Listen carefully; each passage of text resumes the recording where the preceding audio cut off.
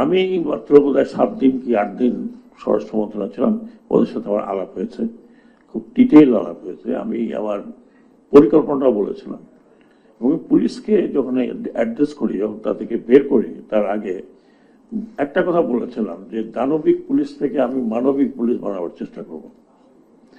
এবং তারা আমার সাথে দারুণ ইন্টারেক্ট করেছে, তাদের প্রবলেমগুলো ইন্টারেক্ট করেছে। তারা আমাকে 11 দফা একটা 13 দফা 13 দফার ডিমান্ড দিয়েছে। তার বেশিরভাগের সঙ্গে বলছি আমি ওই তোমাদের দাবির সাথে আমি একমত, কারণ আমিও ওইগুলো অনেক কিছু, বিশেষ করে পুলিশ কমিশনের ব্যাপারে আমি অত্যন্ত দৃঢ়। যদি আমার কিছু করার থাকে তাহলে আমি পুলিশ কমিশন করব, কিন্তু পুলিশ কমিশন অনেকে করতে দিতে চায় না, তার কারণ আপনারা ভালো করে জানেন। এবং এটা করতে গেলে যিনি দায়িত্বে আছেন, সরফরাজ হোসেন বোধহয় ওনার নাম, আমি চেষ্টা করবো ওনার সাথে আগ বাড়িয়ে কথা বলতে। কারণ আমাদের দেশের পুলিশকে মানবাধিকার যদি বলেন, আমাদের দেশের পুলিশকে দিয়ে শুরু হয় মানবাধিকার লঙ্ঘন।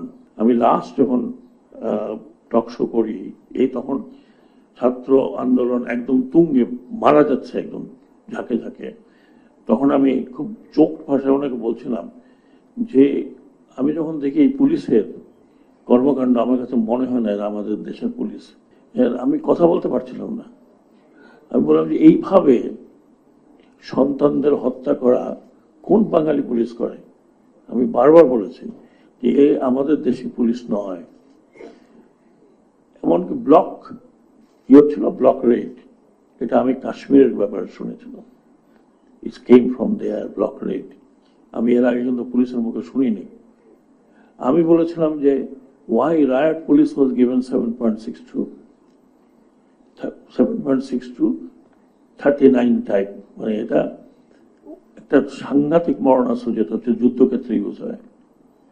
এটা এটা আমি বলেছিলাম কোন সময় থেকে এটা কে দিয়েছে, এটাও ইনভেস্টিগেশন করা দরকার, কেন দিয়েছে। পুলিশের হাতে তো এই ধরনের অস্ত্র থাকার কথা না। এবং পুলিশকে যখন এই কথা বললাম, তারাই নিজেরাই প্রায় একবার বিমর্ষ হয়ে গেল এই ব্যাপারে। আমি বলেছিলাম যে পুলিশের অস্ত্র কিভাবে সিভিল পোশাক পরা লোকের হাতে গেল, এটা একটা বড় ইনভেস্টিগেশন হওয়া দরকার। আমার কাছে ভিডিও আছে, আমার অফিসার মানে আমাদের অনেকের কাছে সেই ভিডিও আছে, বিশেষ করে লুঙ্গি পরে, গেঞ্জি পরে 7.62 রাইফেল নিয়ে দেওয়ার ইন অ্যাকশন। এরা কারা? ডিজিএফআই কথা আসছে।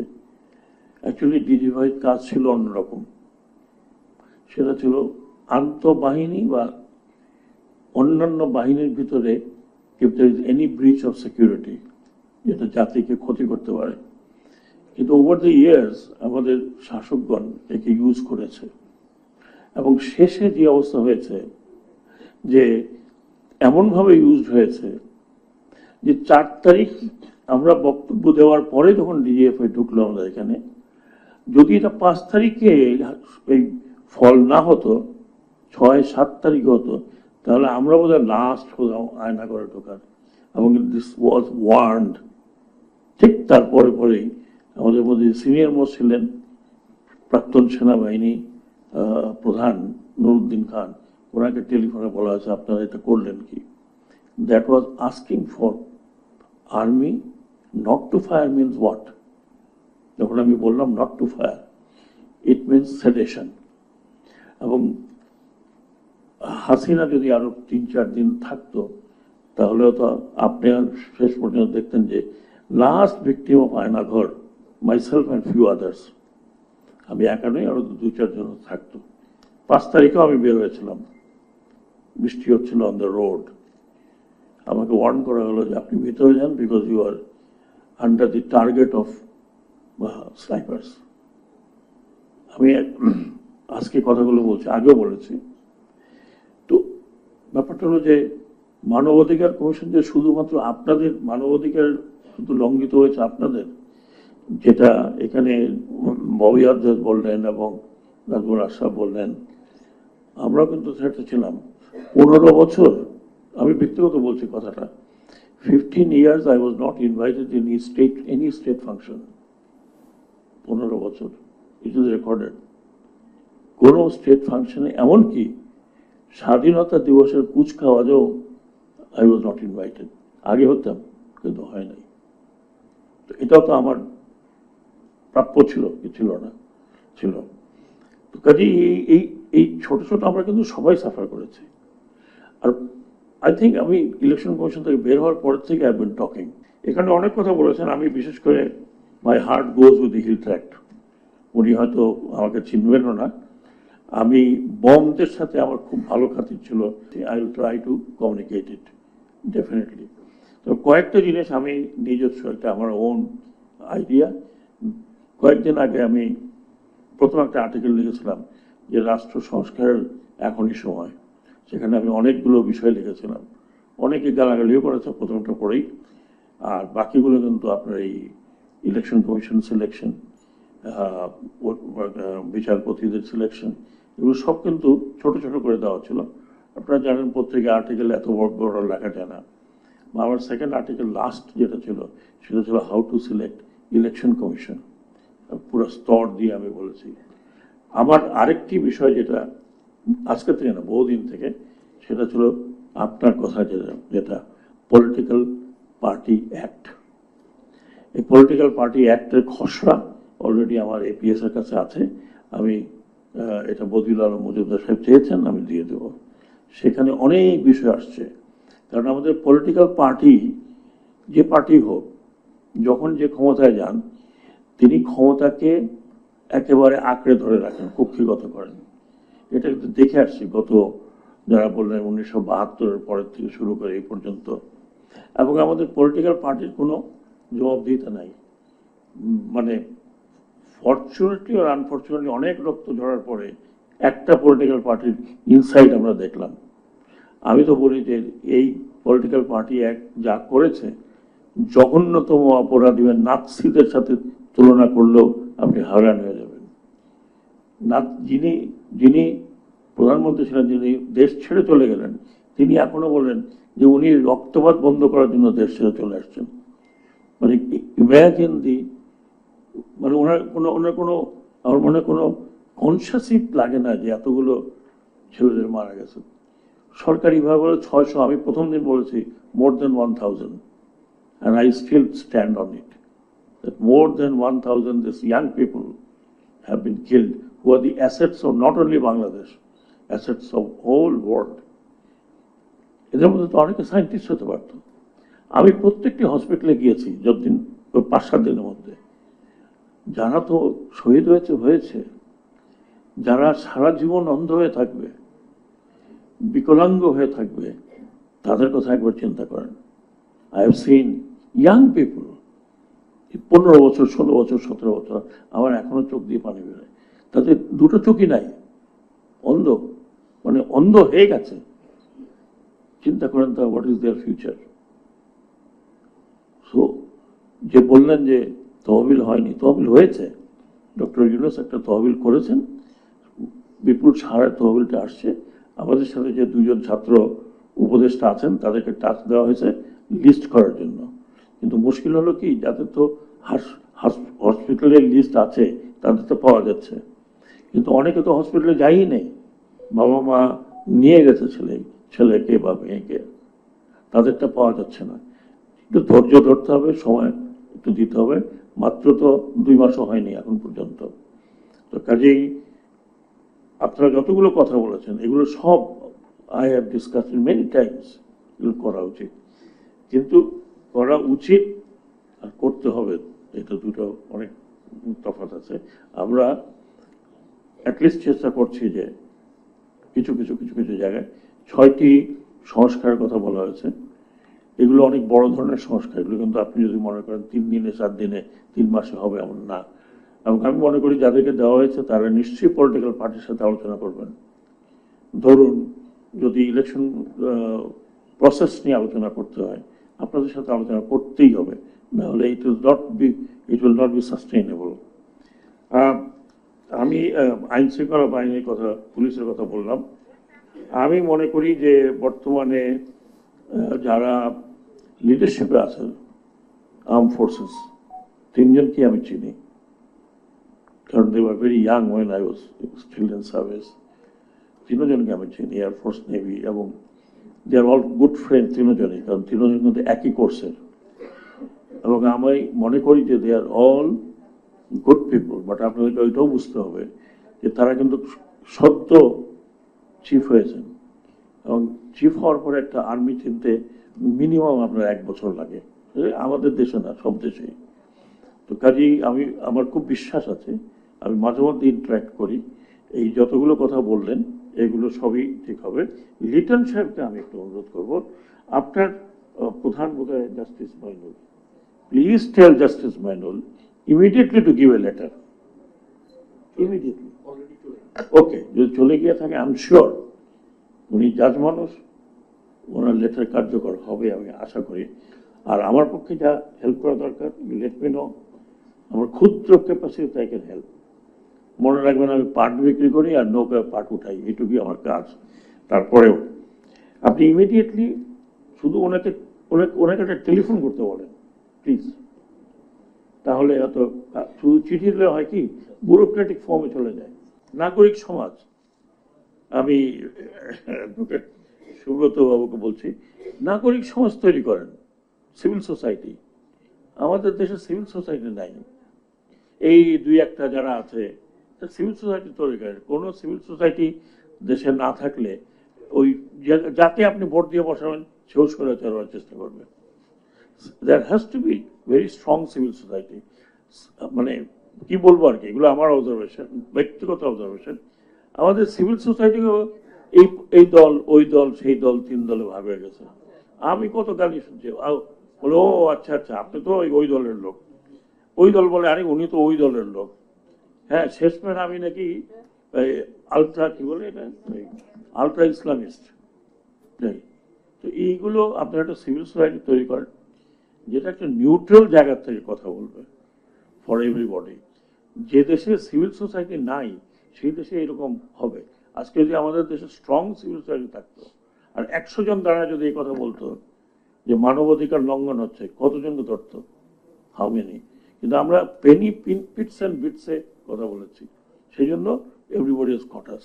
আমাদের কিছু সিভিল সোসাইটি গড়ে উঠেছিল, দিল ওগুলোকে ভেঙে, কোনোটা এই পন্থী, কোনোটা ওই পন্থী, কোনোটা সেই পন্থী। আমি আপনাকে রিকোয়েস্ট করবো, অ্যাটলিস্ট আপনাকে আমি বলতে পারি, আমি জানি না ফুয়াদ এই কথা নেবেন গেলে দল করেন, হ্যাঁ, তো যারা পলিটিক্স করেন তাদের কাছে আমি বলছি আপনারা সিভিল সোসাইটি গ্রো করতে সাহায্য করুন। আর যারা যারা রাজনীতি করছেন, আমরা কিন্তু আপনাদেরকে বলি নাই যে আপনারা ভাই আমাদের কাছে আসবেন না।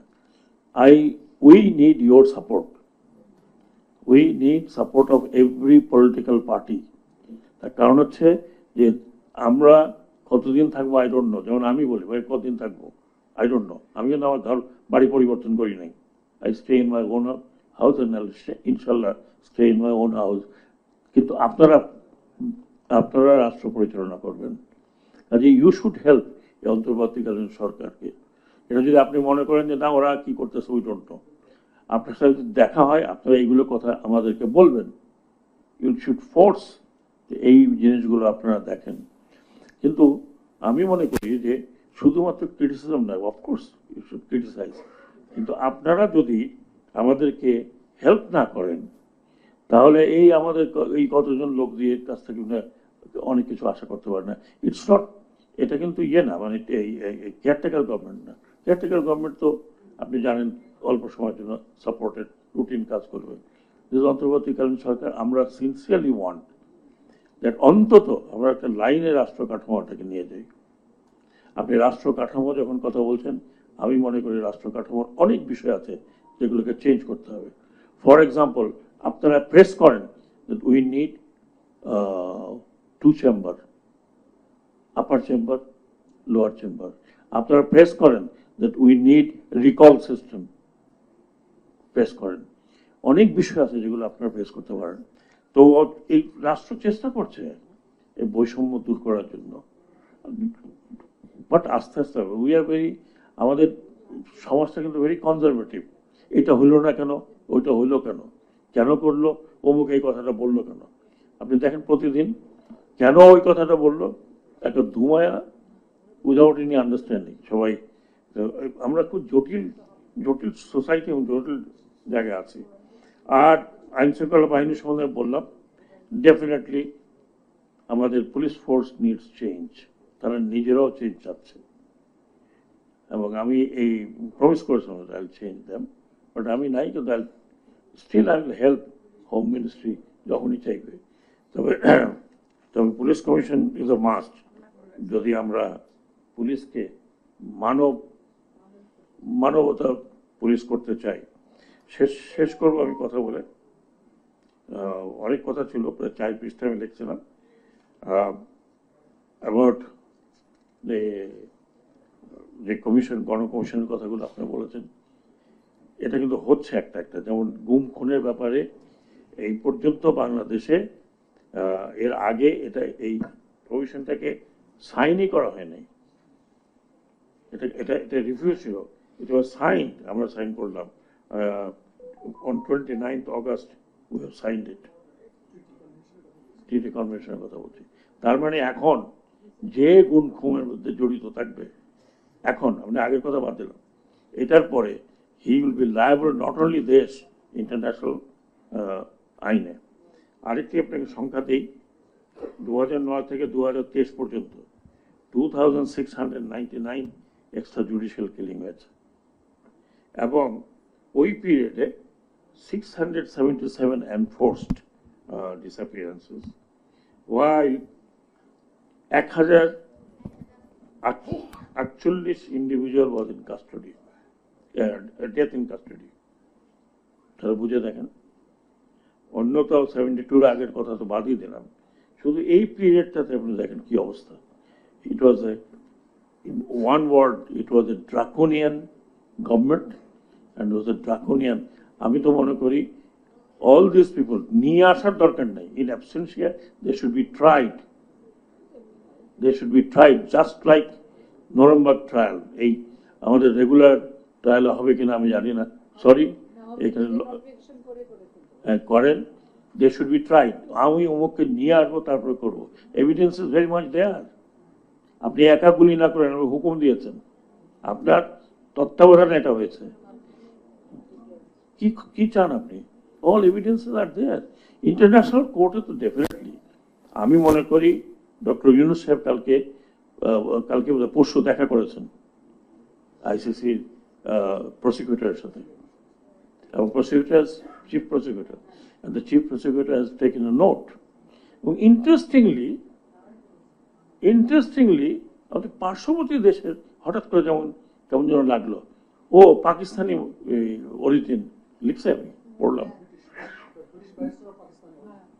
পাকিস্তানি অরিজিনটা বলে নাই, তো পাকিস্তানি অরিজিন লিখছে।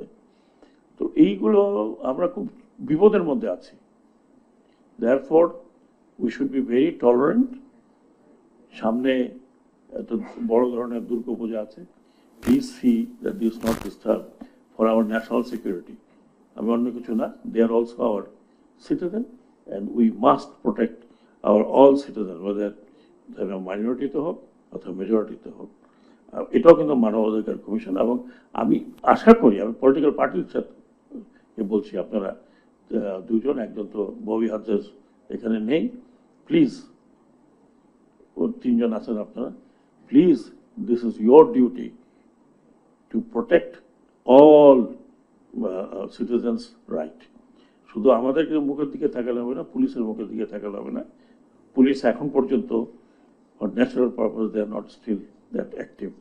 আমি অনেক ধন্যবাদ জানাচ্ছি সিটিএসকে, আমি অনেক সময় নিয়ে নিয়েছি, প্লিজ ফরগিভ মি। আমি আপনাদের অপরিচিত কেউ নেই, আমার ভুল ত্রুটি অনেক অতীত হয়েছে, এখনো হতে পারে, কাজ করতে গেলেই ভুল ত্রুটি হবে। আর আমি কাজ বন্ধ করে, দরজা জানলা বন্ধ করে চুপচাপ সকালে আসে বিকালে চলে যাই, আমার দ্বারা কোনো ভুল হবে না। But I can assure you, আমার তরফ থেকে, আমার যেই মন্ত্রণালয়ে আমি আছি, I will not allow knowingly কোনো ধরনের corruption, I will not allow.